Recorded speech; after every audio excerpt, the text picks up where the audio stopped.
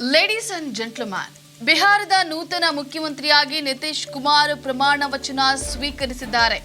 November 19ರಂದು ನಡೆಯುವಂತಹ ಕಾರ್ಯಕ್ರಮದಲ್ಲಿ ಪ್ರಧಾನಿ ಮೋದಿ ಸೇರಿದಂತೆ ಬಿಜೆಪಿಯ ಹಲವು ನಾಯಕರು ನಿತೀಶ್ ಪ್ರಮಾಣ ವಚನ ಕಾರ್ಯಕ್ರಮದಲ್ಲಿ ಪಾಲ್ಗೊಳ್ಳಲಿದ್ದಾರೆ. ವೀಕ್ಷಕರೇ, ನೆಲ ಜಲ ಭಾಷೆಗಾಗಿ ಪ್ರಾಮಾಣಿಕ ಪತ್ರಿಕೋದ್ಯಮ. ನೀವು ನೋಡ್ತಾ ಇದ್ದೀರಾ ಫೋಕಸ್ ಟಿವಿ. ನಾನು ಪವಿತ್ರ. ಬಿಹಾರದ ನೂತನ ಮುಖ್ಯಮಂತ್ರಿಯಾಗಿ ನಿತೀಶ್ ಕುಮಾರ್ ಪ್ರಮಾಣ ವಚನ ಸ್ವೀಕರಿಸಿದ್ದಾರೆ. ನಿತೀಶ್ ಪ್ರಮಾಣ ವಚನ ಕಾರ್ಯಕ್ರಮದಲ್ಲಿ ಪ್ರಧಾನಿ ಮೋದಿ ಸೇರಿದಂತೆ ಇತರೆ ಬಿಜೆಪಿ ನಾಯಕರು ಪಾಲ್ಗೊಳ್ಳುವ ಸಾಧ್ಯತೆ ಇದೆ.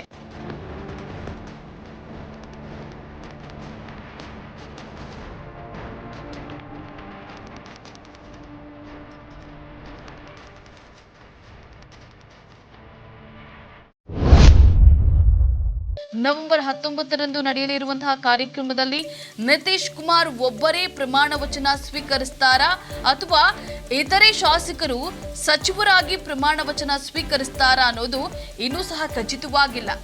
ನಿತೀಶ್ ಪ್ರಮಾಣ ವಚನ ಕಾರ್ಯಕ್ರಮಕ್ಕೆ ತಾನು ಬರ್ತೀನಿ ಅಂತ ಹೇಳಿ ಮೋದಿ ಪ್ರಚಾರ ಭಾಷಣದಲ್ಲಿ ಹೇಳಿದಂತಹ ಹಿನ್ನೆಲೆಯಲ್ಲಿ ಮೋದಿ ಲಭ್ಯತೆ ಆಧಾರದಲ್ಲಿ ಪ್ರಮಾಣ ವಚನ ದಿನಾಂಕ ನಿಗದಿಯಾಗಲಿದೆ.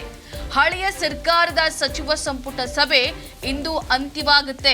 ಬಳಿಕ ರಾಜ್ಯಪಾಲರನ್ನ ಭೇಟಿ ಮಾಡಲಿರುವಂತಹ ನಿಯೋಜಿತ ಸಿಎಂ ಸತೀಶ್ ರಾಜೀನಾಮೆಯನ್ನ ಸಲ್ಲಿಸಲಿದ್ದಾರೆ.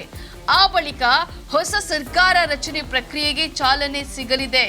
ಹಳೆಯ ಹಾಗೂ ಹೊಸ ಮುಖಗಳೊಂದಿಗೆ ನಿತೀಶ್ ಸಂಪುಟ ರಚನೆಯಾಗಲಿದೆ. ಸ್ಪೀಕರ್ ಹುದ್ದೆ ಹಿಂದಿನಂತೆ ಬಿಜೆಪಿ ಪಾಳ್ಯಕ್ಕೆ ಸಿಗಲಿದೆ.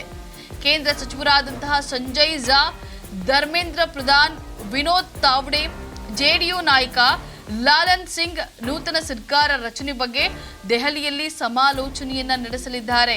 ಹಿಂದಿನ ಬಿಹಾರ ವಿಧಾನಸಭಾ ಅವಧಿ ನವೆಂಬರ್ 22ಕ್ಕೆ ಕೊನೆಯಾಗಲಿದೆ. ಅದಕ್ಕೂ ಮೊದಲೇ ಚುನಾವಣಾ ಪ್ರಕ್ರಿಯೆ ಅಂತ್ಯವಾಗಬೇಕಿದೆ. ಸೋಮವಾರ ಹಾಗೂ ಮಂಗಳವಾರ ಸಭೆ ನಡೆದು ಶಾಸಕಾಂಗ ಪಕ್ಷದ ನಾಯಕನನ್ನ ಆಯ್ಕೆ ಮಾಡಲಾಗ್ತದೆ. ಬಳಿಕ ನಿತೀಶ್ ಕುಮಾರ್ ಜಂಟಿ ಬೆಂಬಲ ಪತ್ರದೊಂದಿಗೆ ರಾಜ್ಯಪಾಲರ ಬಳಿ ತಮ್ಮ ಹಕ್ಕನ್ನ ಮಂಡಿಸಲಿದ್ದಾರೆ.